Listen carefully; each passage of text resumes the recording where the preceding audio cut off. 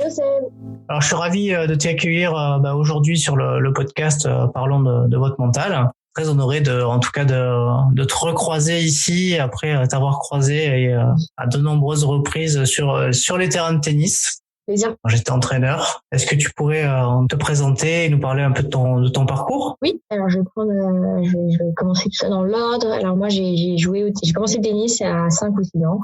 Dans une famille où tout le monde jouait au tennis. Ça a plutôt bien marché puisque j'ai intégré le Pôle France de Roland-Garros à l'âge de 13 ans pour ensuite passer chez Lagardère et Moratoglou. J'ai beaucoup joué le circuit junior et aussi WTA. Et une blessure que j'ai traînée depuis mes 13 ans m'a poussé à arrêter à l'âge de 20 ans. J'ai pu me reconvertir avec des difficultés, passer par le diplôme d'État, ensuite des études aux États-Unis où j'ai fait mon bachelor, j'ai fini par un master en France et aujourd'hui je travaille dans un cabinet de conseil en stratégie. Bon, finalement, le sport t'a permis de réaliser un beau parcours et aujourd'hui, en tout cas, de travailler dans une grosse entreprise. Avec le recul de ton parcours, de quoi es-tu le plus satisfaite aujourd'hui? Alors effectivement, oui, comme tu disais, le tennis m'a, je pense, énormément aidé. J'ai un caractère aussi, beaucoup de résilience. La plus grosse difficulté, je pense qu'il y en a beaucoup. Je pense qu'elles évoluent aussi au fur et à mesure de ton âge, des épreuves que tu pars. Mais je pense que le mental, c'est quelque chose de super important. Même si je sais qu'on en discute aujourd'hui, mais c'est plus important plus que la technique, plus que beaucoup de choses. Le mental et tout ce qui va avec est certainement la chose la plus importante. Bon, en plus, je crois que dans ton bachelor, il y avait une partie psychologie. Oui, depuis petite, j'adore la psychologie. J'ai hésité à faire des études en France pour devenir psychologue. J'aurais peut-être dû faire le recul, mais effectivement, c'est quelque chose que j'adore, tant professionnellement que personnellement. Donc, pour moi, c'est tellement vaste qu'il y a tellement de choses à faire, tellement de choses à comprendre et à voir. J'adore ça, tout simplement. Si tu devais nous donner une définition du mental, ça serait laquelle? Franchement, c'est dur, c'est poser comme question. Qui me viennent en tête en tout cas. Je dirais force, résilience, entourage, enthousiasme aussi, positivité. Enfin, c'est plutôt des mots qui se joignent à ça, plutôt qu'une définition, parce que c'est quelque chose de tellement complexe et important et dur aussi. Il n'y a pas une définition selon moi. On a souvent dit de toi que tu avais un bon mental. J'ai eu l'occasion de voir tes matchs, pour certains, quand tu joues en équipe dans le 93. Avoir un bon mental, pour toi, c'est quoi? Je pense que c'est beaucoup de travail et beaucoup de préparation, surtout dans le cadre du sport. Une fois, je me répète, mais c'est beaucoup de résilience, de travail, d'optimisme, parce que les défaites, ça fait partie de la vie de n'importe qui. Donc, un bon mental, c'est aussi pouvoir repartir après des défaites et pouvoir se relever. C'est normal d'échouer dans quoi que ce soit, mais de pouvoir repartir avec, j'ai pas envie de dire la rage, mais l'envie, c'est un bon mental. Tu dis que le mental, ça se travaille. Est-ce que toi, tu continues à le travailler et est-ce que tu le travaillais quand tu étais joueuse de tennis? Alors oui, je travaillais beaucoup quand j'étais joueuse, mais avec mes entraîneurs de tennis. Même pas mes entraîneurs de physique, même s'ils m'ont beaucoup aidé. Mais c'est vrai que j'ai pas forcément eu un troisième coach. Alors je pense que c'est nécessaire. Le tabou, peut-être un peu moins ces derniers temps, mais d'avoir un préparateur mental, c'est un peu vu comme un gros problème, où la personne n'arrive pas à gérer ses émotions ou quoi que ce soit, et c'est dommage. Donc moi, c'était plutôt un travail qui était fait avec mon entraîneur de tennis. Et c'était très important pour moi parce que c'était pas facile. La gestion des émotions, c'était dur pour moi. Le stress aussi, c'était dur pour moi. Et aujourd'hui, c'est toujours difficile. Enfin, ma reconversion n'aurait pas du tout été un moment facile parce que je me suis tellement identifiée en tant que joueuse toute ma vie. On m'a tellement aussi identifiée en tant que joueuse que de faire quelque chose, c'est très dur. On n'a plus de coach, on n'a plus de gens qui nous poussent, on est un peu tout seul. Et du coup, je continue un peu à faire attention à mon mental, même si c'est pas facile. Et au final, les épreuves de la vie font qu'il faut se préparer mentalement à beaucoup de choses et même travailler ce travail un peu lambda ou classique, je dirais. Je dis qu'en France, le travail de la préparation mentale, c'est un petit peu tabou, même si ça l'est un petit peu moins aujourd'hui. Tu as fait un long passage par les universités américaines et les championnats de tennis. Est-ce que c'est quelque chose qui était travaillé aux États-Unis? Oui, beaucoup plus. C'est vrai que c'est peut-être la chose la plus importante, encore plus que la technique, encore plus que l'entraînement. Et je pense qu'ils ont une approche différente, beaucoup plus décomplexée que nous.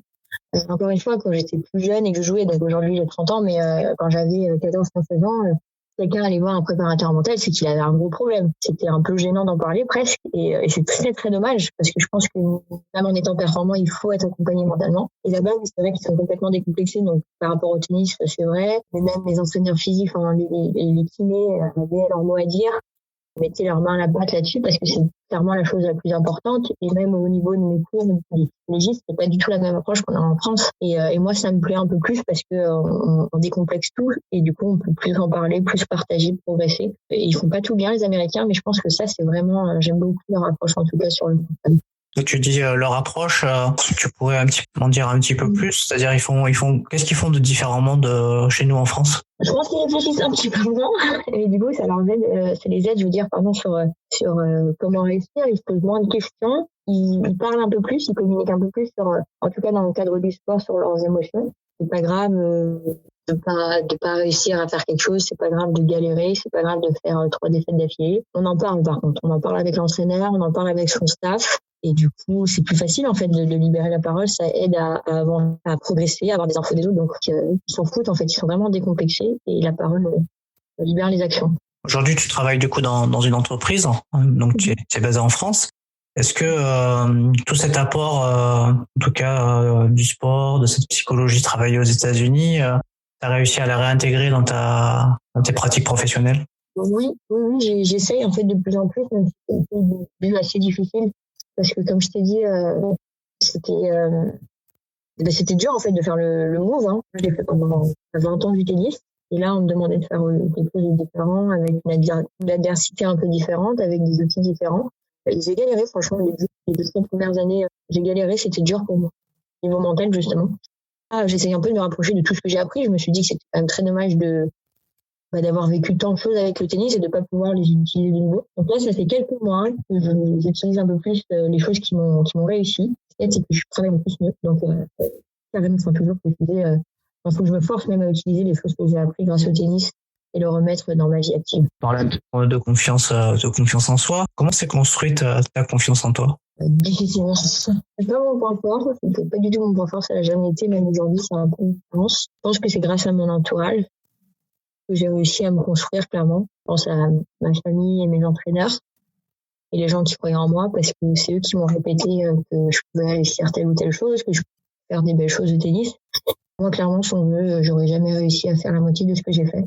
Donc ouais, l'entourage, c'est super important. Et même aujourd'hui, hein, j'ai 30 ans et recommence quelque chose de nouveau et c'est pas mon fort. Donc, j'essaye de bien m'entourer à titre personnel pour me construire et me renforcer parce que c'est ma faiblesse. Mais je pense que l'entourage, c'est super important. Il faut savoir bien s'entourer et puis faire le tri aussi de ce qu'on entend parfois et se faire confiance. Tu dis il faut être bien entouré. Et, comment tu perçois le regard des autres? Est-ce que c'est quelque chose qui peut être problématique dans ta... Oui.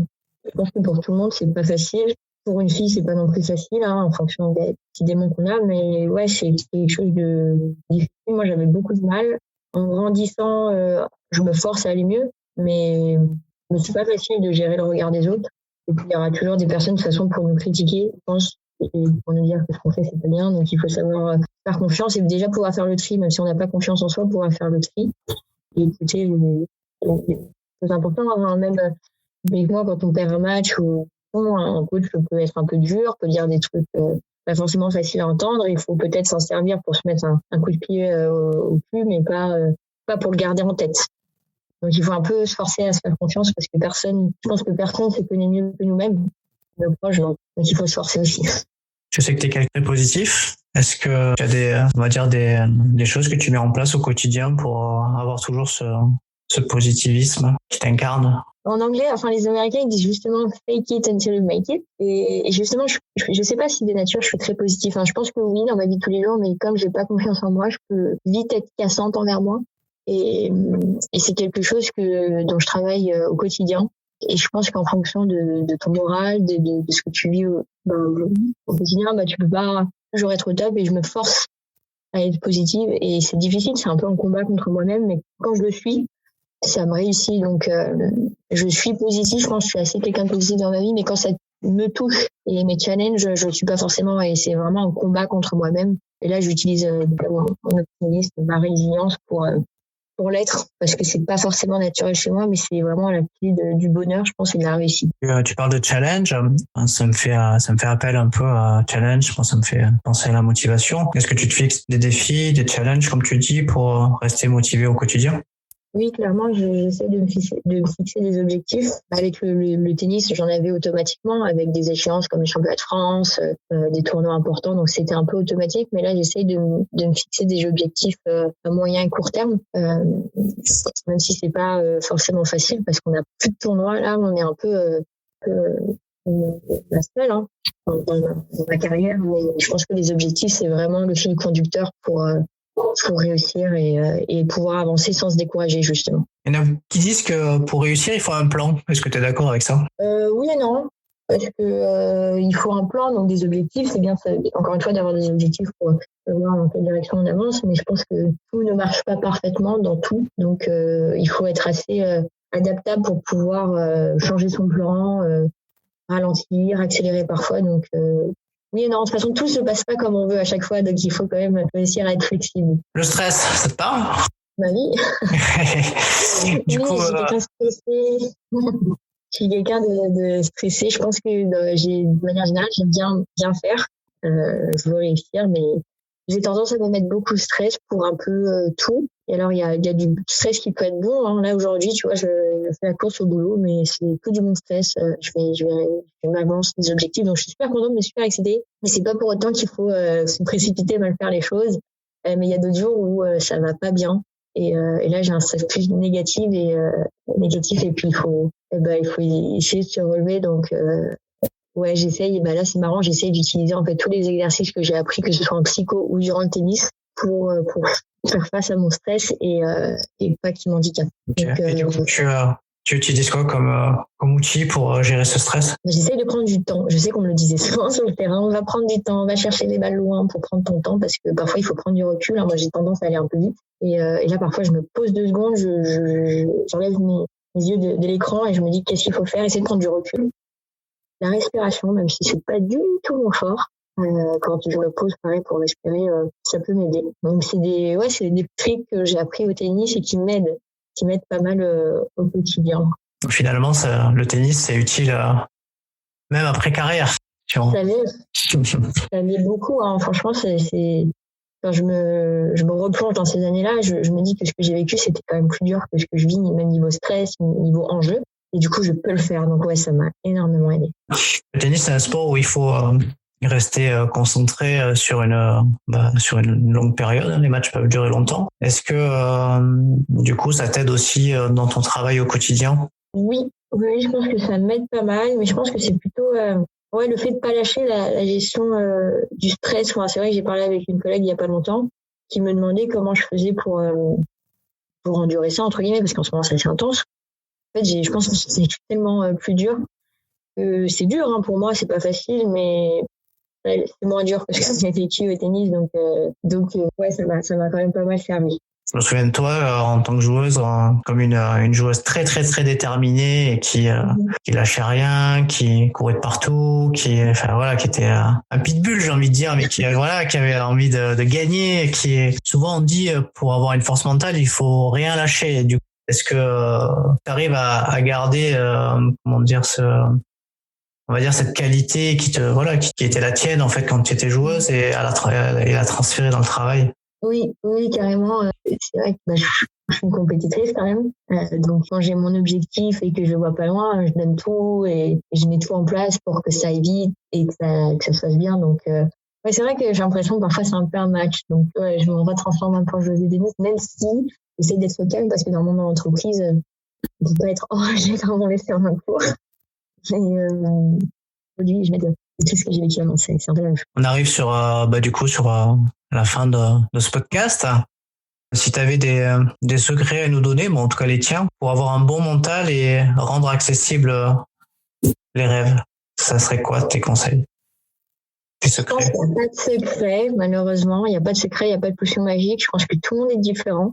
Tout le monde a un vécu différent, une approche différente, une personnalité différente. Je pense qu'il faut vraiment s'écouter, se faire confiance, penser à la résilience qu'on peut avoir au fond de soi, bien s'entourer et puis jamais lâcher les bras. Il y a toujours une leçon à prendre dans les défaites et ce qu'on dit après la pluie, il y a toujours le beau temps, mais voilà, vraiment positif, être optimiste, être résilient et croire en soi, et se forcer à croire en soi parce que c'est pas forcément naturel, mais se dire que voilà, on peut faire de belles choses dans sa vie, que ce soit sur le plan sportif, professionnel ou personnel, il y a plein de choses à faire et croire en soi. Tu disais après la pluie et le beau temps, moi je crois qu'à Paris en ce moment après la pluie c'est la pluie. Mais si tu avais une citation qui t'inspire et qui te guide au quotidien pour terminer ce podcast, ça serait laquelle? Elle peut être en anglais si tu veux. On est déjà sorti une tout à l'heure, make it until you make it. Celle-là, elle peut aider pour les personnes qui ne croient pas forcément en eux. Force, tu te forces et puis un jour ça passe. Et ça marche vraiment. Un jour suffit sa peine, c'est ce que je me dis quand j'ai une journée pas terrible. Voilà, demain est un jour nouveau, ça va aller. Citation, non, j'ai surtout un mot, c'est résilience. Je pense que c'est vraiment un des mots les plus beaux pour la force mentale. Résilience, continue, bats-toi. Alors on finira sur ce mot-là, résilience. Cindy, je te remercie de m'avoir casé un petit créneau dans ton emploi du temps de midi.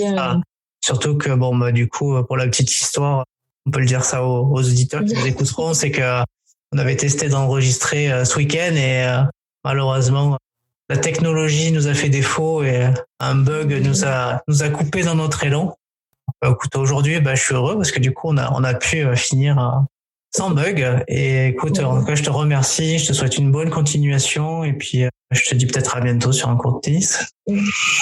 Merci beaucoup, Seb, c'était super intéressant, j'ai hâte d'écouter ça et puis au plaisir pour faire un truc ensemble.